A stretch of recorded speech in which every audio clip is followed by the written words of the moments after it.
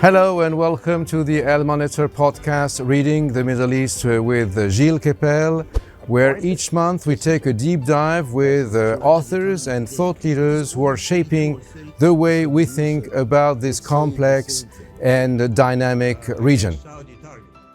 I'm your host, Gilles Kepel, and today we are recording from the library of Institut du Monde Arabe, the Institute of the Arab World in Paris, which has in display one of the biggest collections of modern Arab literature in Europe.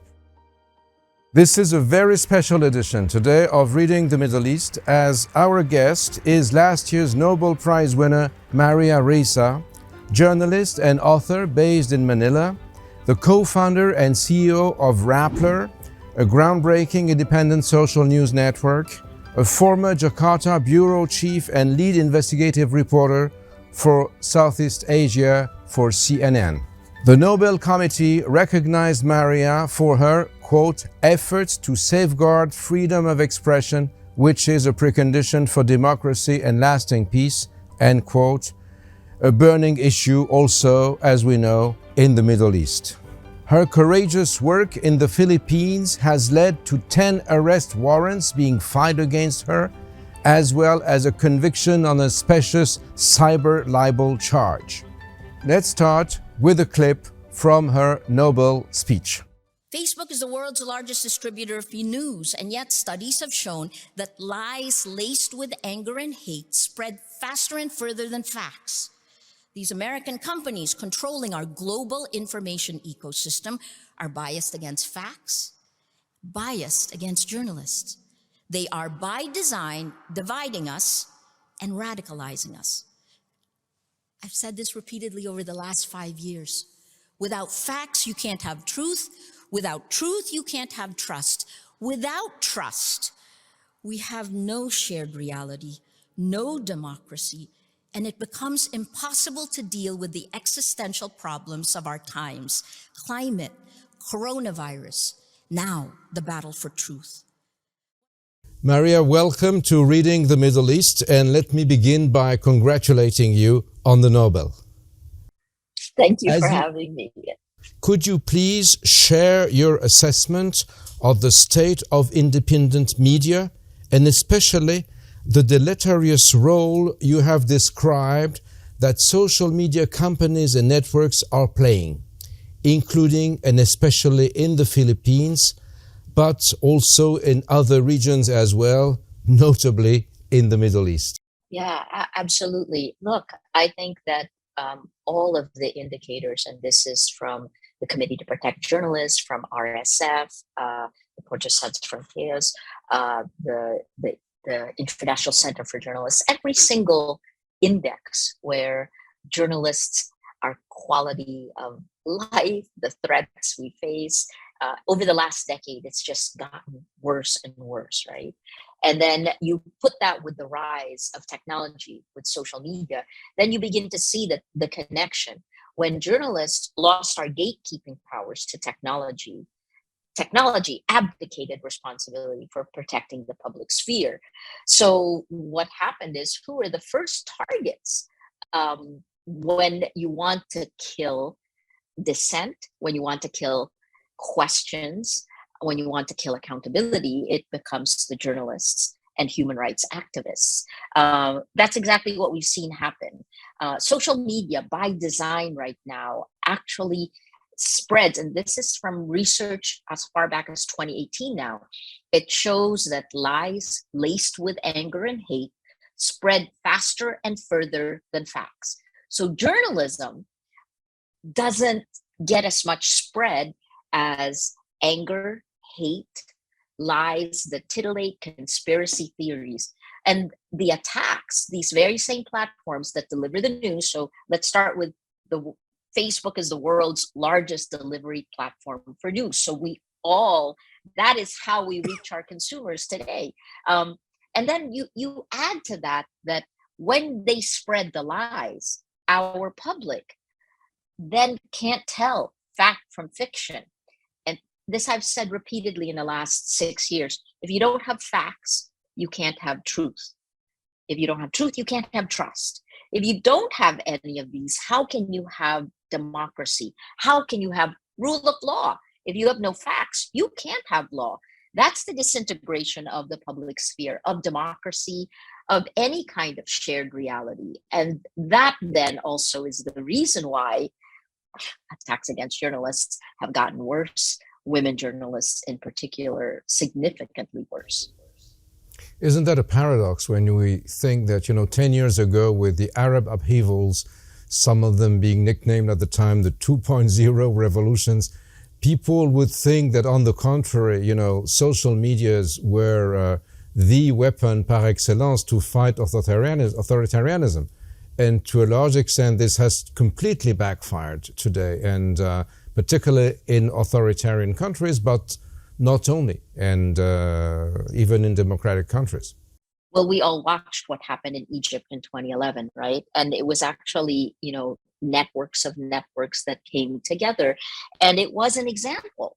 But if you go back by 2014, 2015, what disparate groups, what formed a movement that helped bring democracy, that helped make democracy stronger, was then co-opted by power. Wael Gonim, who was, a Google employee at that point, he was warning me as early as 2014, 2015, that because I believed in this. I really believed social media would help bring change bottom up. Right? I thought it was the way in the Philippines that we could help build institutions bottom up. Watching what happened in the Middle East was actually inspirational during that time. But then the Arab Spring became the Arab Winter very quickly. Right? When did that happen?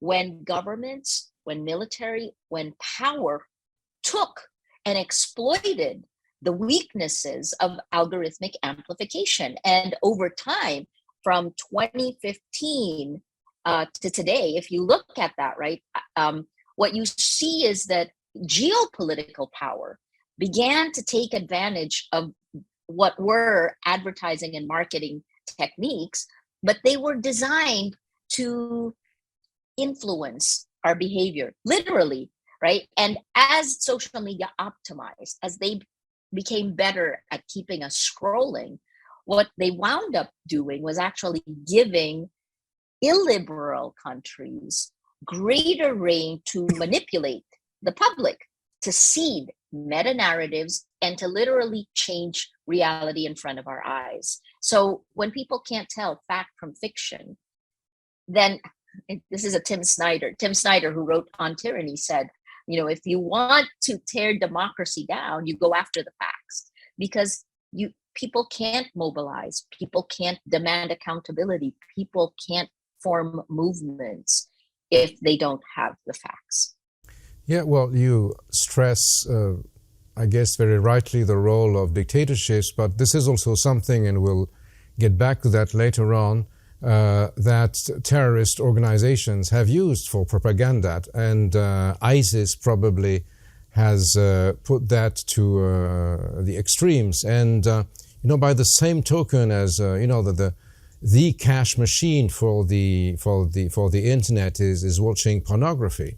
There was some sort of a pornography of terrorism, of terror, of decapitations, where reality and fiction were mixed. I mean, using to some extent the language of fiction, but instead of having actors, you had people who were actually killing in front of the eyes of the people who were browsing the web. And this was clearly, this is a new reality in which, after all, journalists are being marginalized, and the consequence is that they're being less and less well paid because they are less central to the spreading of information. And so let's go back once again to something you just mentioned. That is to say that women journalists, particularly, you noted, have been the targets of authorities and of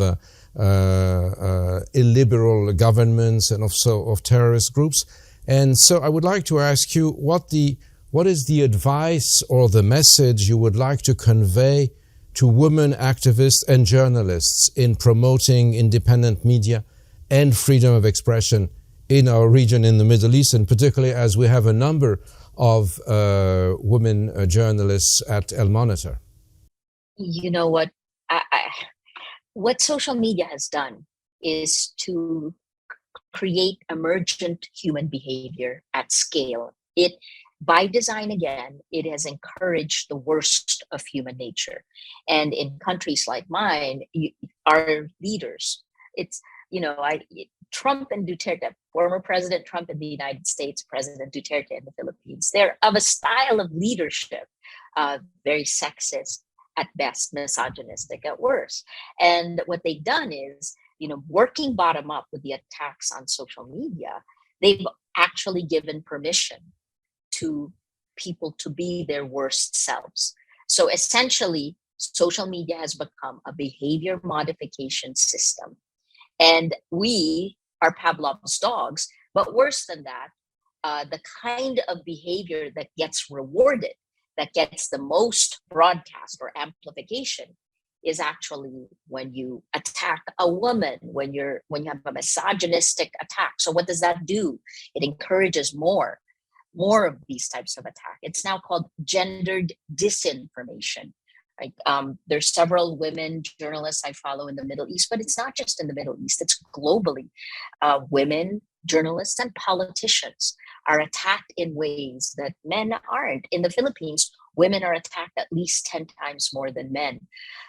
So what do? You don't stay quiet, because staying quiet allows a bandwagon effect. It kills your spirit. And there was a big data study that was done by UNESCO with the International Center for Journalists of the attacks against me. 60% of the attacks, and this is almost 400,000 social media attacks, 60% were meant to tear down my credibility. 40% were meant to tear down my spirit. So these attacks on women have these, what's the impact of it? You don't want women journalists quitting. You don't want women politicians quitting, because that has an impact on governance, on checks and balances. So the best advice I could say is, collaborate. You're not alone. Talk to others. Talk to your news organization. I'm so glad that you've asked about that. That's certainly the way we've dealt with it here. But Gilles, let me also go back to some of the other things you mentioned, right? Like, because this is a spectrum that's changing and is being shaped by some of the most profitable American companies, the big technology platforms. You talked about terrorism. This was easily in quotes, right? Easily controlled, because it's very clear that no one wants terrorist content to spread. So it was actually easy to do that. Like in the Philippines, the first kind of terrorist call was in 2011 when a member of the Abu Sayyaf in Arabic got on YouTube and called for jihadists to come to the Philippines for jihad. So this is 2011. My second book is called From Bin Laden to Facebook. And, we came out right around the time when ISIS was popping up, because you could see it start to gather. It's disparate.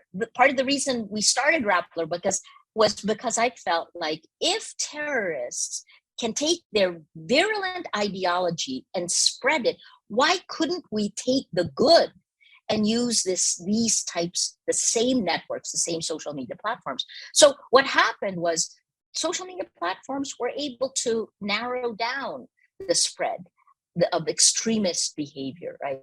Terrorism, encouraging terrorism. It took a few years. ISIS honed it for a while. It's like an arms race.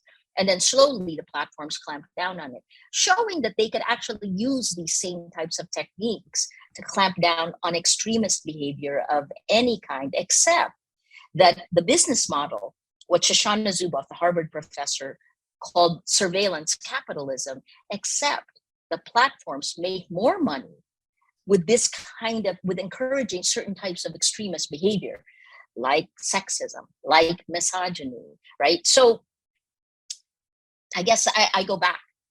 This is the journalists who have come under attack. In many ways, we still feel like we have the power, but we are targeted more than we're gatekeepers right now. Yes, we're still creating our journalism, but the distribution of our journalism is controlled by technology platforms that are biased against facts and biased against journalists. So we're going to have to work to change that. Hi, I'm Elizabeth Hagedorn, and I'm the State Department correspondent at Al Monitor. And I'm Joe Snell. I'm Al Monitor's video editor. Let's admit it, this past year has been difficult to stay on top of the news and sift through what's accurate and what's misleading.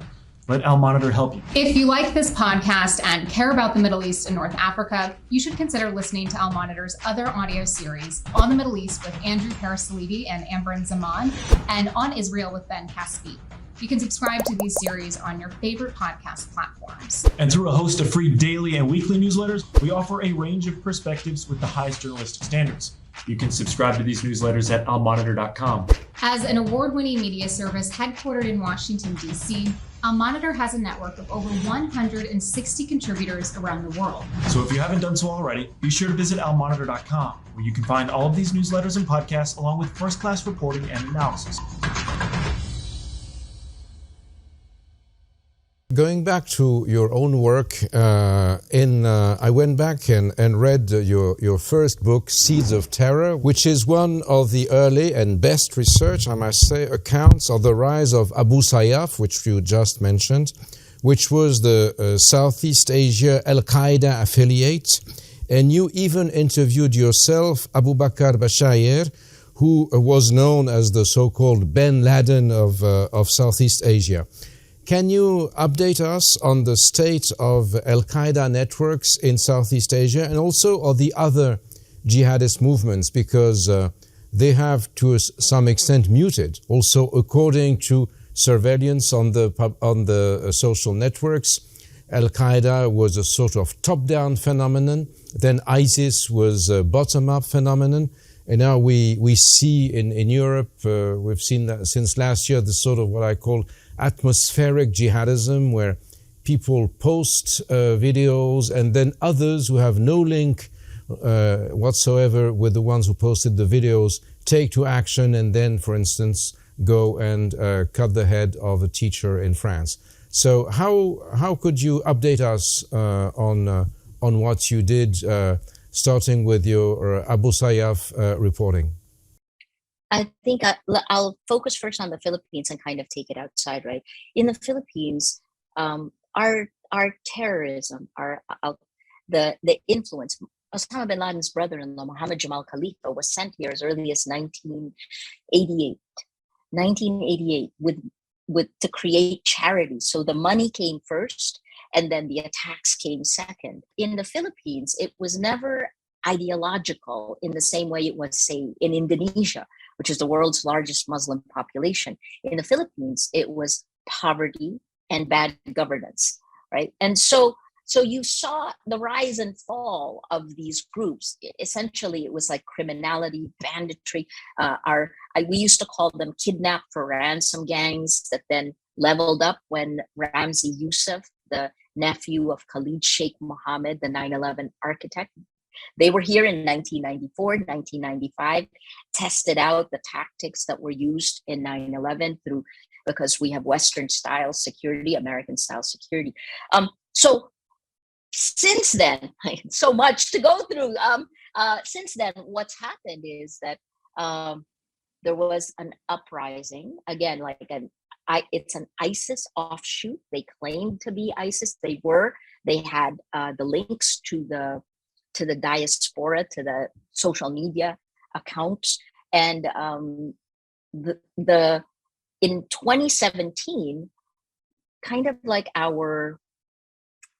the richest culture, Marawi, was taken over. So land was actually taken over by an ISIS affiliate, and they claimed this as part of what they were trying to do globally. Well, it took the Philippine government under Duterte a year. I cannot remember the exact amount of time, but slowly it was a relentless bombing campaign. So yes, they were able to contain, they were able to take back the land, but until today, Marawi residents are still homeless. So that's the impact of it. Now, where do these terrorists go? They spread into the countryside, and like a virus, it's just mutated. This is the Philippines. In the rest of the region, again, like a virus, these groups have not gone away, and they form and mutate in different ways. In Indonesia, you see groups that have Abu Bakr Bashir is out of prison again now, right? So how they connect to the Middle East, I think these are some of the things we haven't looked at again. And I go back to the impact of the information ecosystem. Where does this all spread?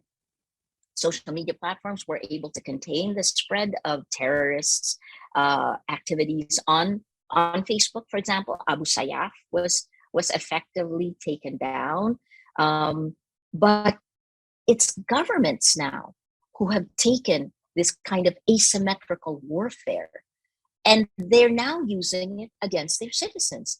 The very tactics that started out as terrorist tactics in leading up to 9/11 are now on social media used by governments. So in my case, for example, very powerful state, right? You have the full force of the state, and yet it's death by 1,000 cuts. The seeding of a meta narrative, in my case, it was journalist equals criminal, pounded 1,000,000 times, it becomes a fact. That is like fertilizer it comes bottom up, and then the president says the same thing top down, and then about a week later, we get the first subpoena and the weaponization of the law. These types of methodology, bottom up and top down, has happened in many different countries around the world. Oxford University's Computational Propaganda Research Project, that was last year, said that cheap armies on social media have rolled back democracy in at least 81 countries around the world. So this is, again, you go back to, how can you have a democracy if we have no shared reality? This is the problem we all face, especially countries that have elections this year. Definitely. And one thing which is very striking is that, when we had those wave of terrorism by Al-Qaeda and then ISIS, there was some sort of public pressure to have more surveillance of the internet in order, to stop the spread of terrorism. But then those media organizations and other companies or corporations that made this business turned the surveillance into a tool that was used by the dictators. So to some extent, the dictators and the terrorists worked together against democracy. Now, let's get to your second book, which you already mentioned, and which is the title of which is right at the heart of our conversation, From Bin Laden to Facebook. And there is a storyline in particular I would like to ask you about, because in your engagement with Abu Sayyaf, you were not just a professional journalist reporting about facts, but you also had a personal engagement because your colleagues were kidnapped and you had to manage the negotiations. So how did you reconcile the two?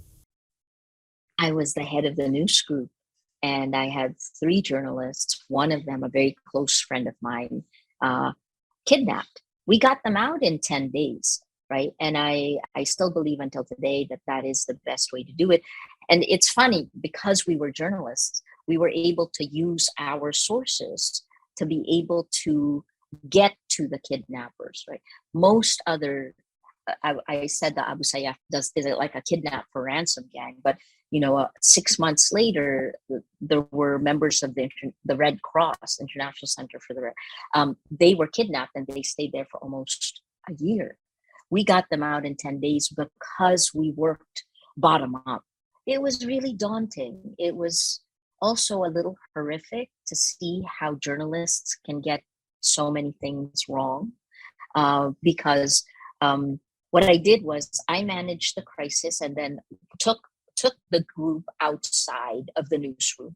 My deputy then managed the newsroom, and we kept what we were doing away from the newsroom. And then you realize, when you know exactly what's happening with the negotiations, you realize that, oh, that police voice didn't know what he was talking about, but all the journalists talked to him because he was the only one talking, and they got it all wrong, and it made it worse for our kidnapped journalists.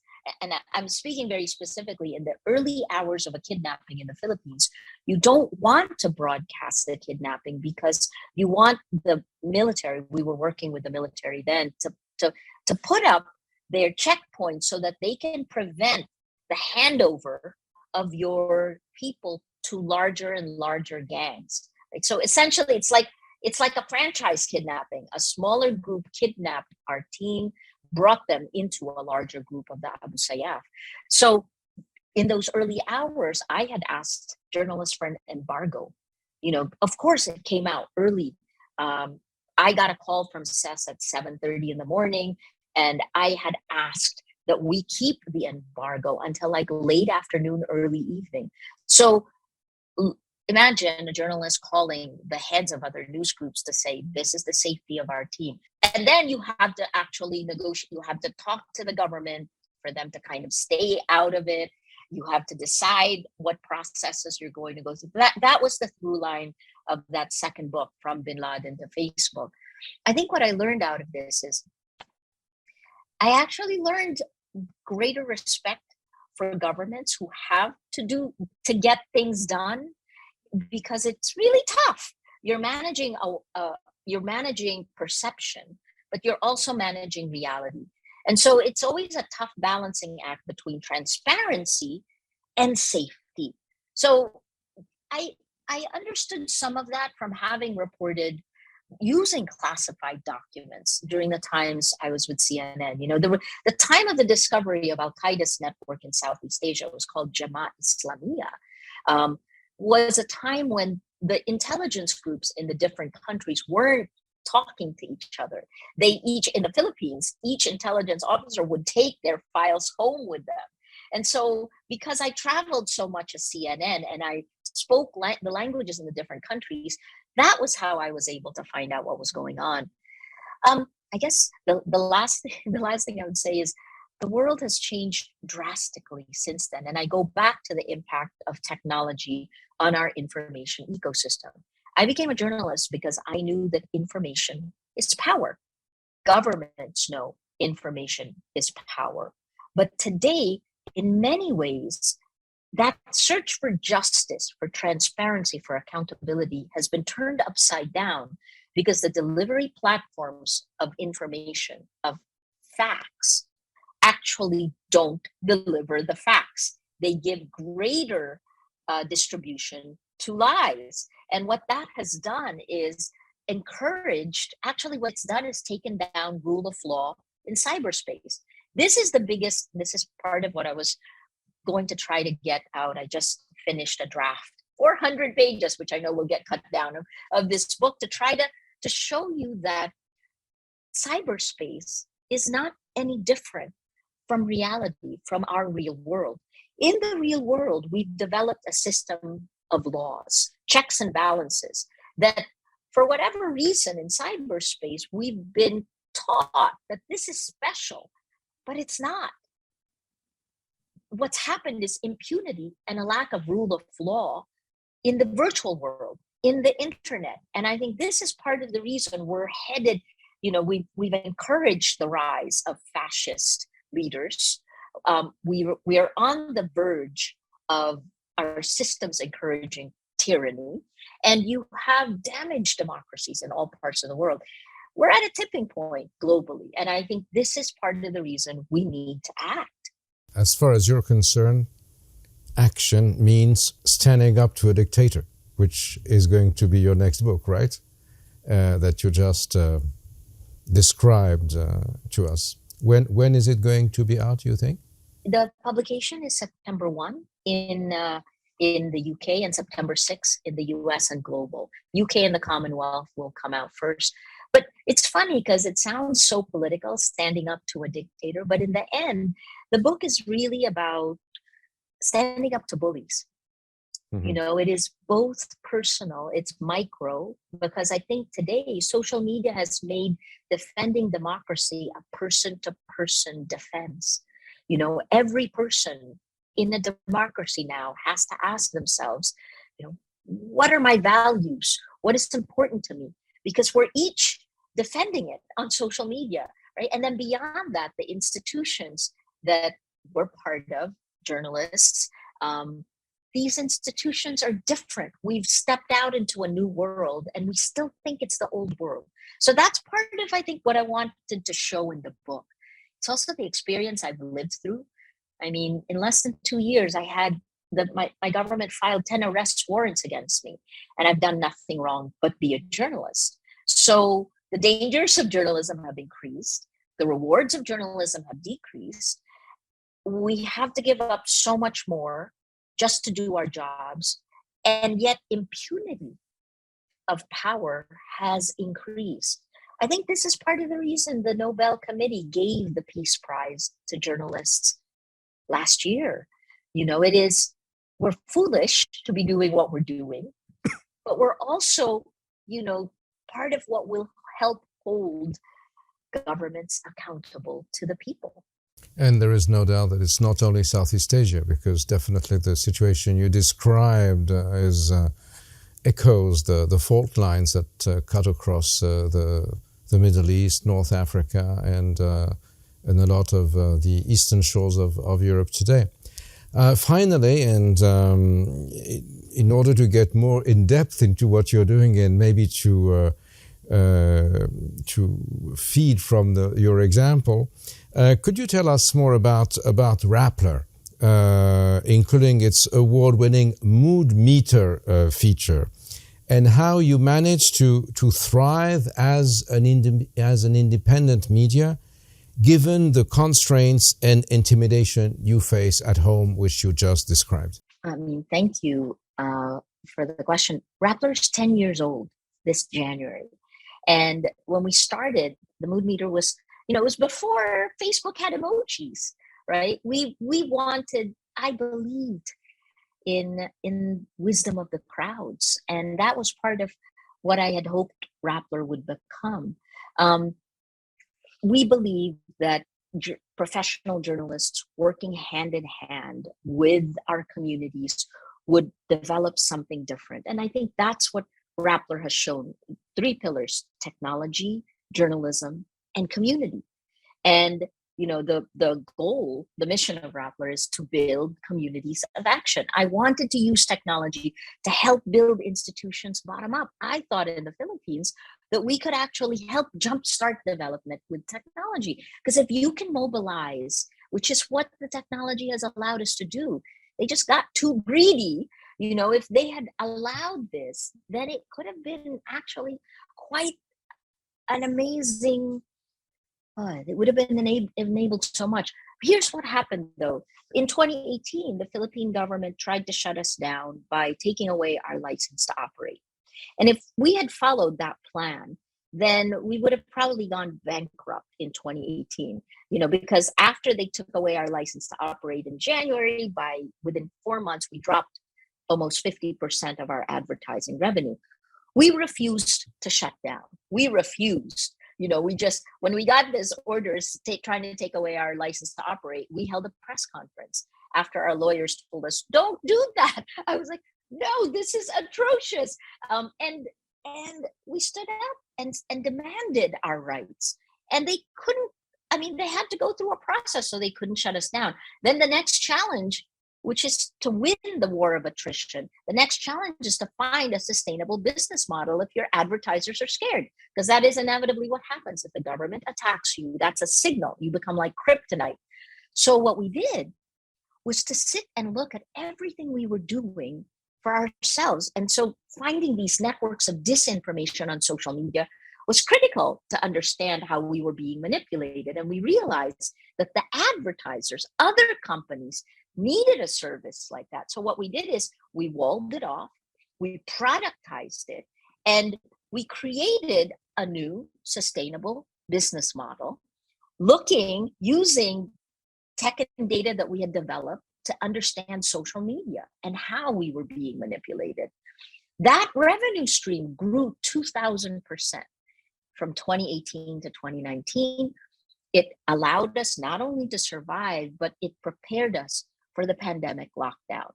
So my lesson out of all of that is, it is good business to have good values. It is good business, especially for journalists, to stand up for the values, for the standards and ethics, for the mission of journalism. And then the second part is, not only will your community come around you, the community is built that way, right? But that what doesn't kill you makes you stronger. And I really shouldn't say things like that, but that Nietzsche quote is correct. So we're poised for the future. You know, we're 10 years old. We're going to continue doing our jobs.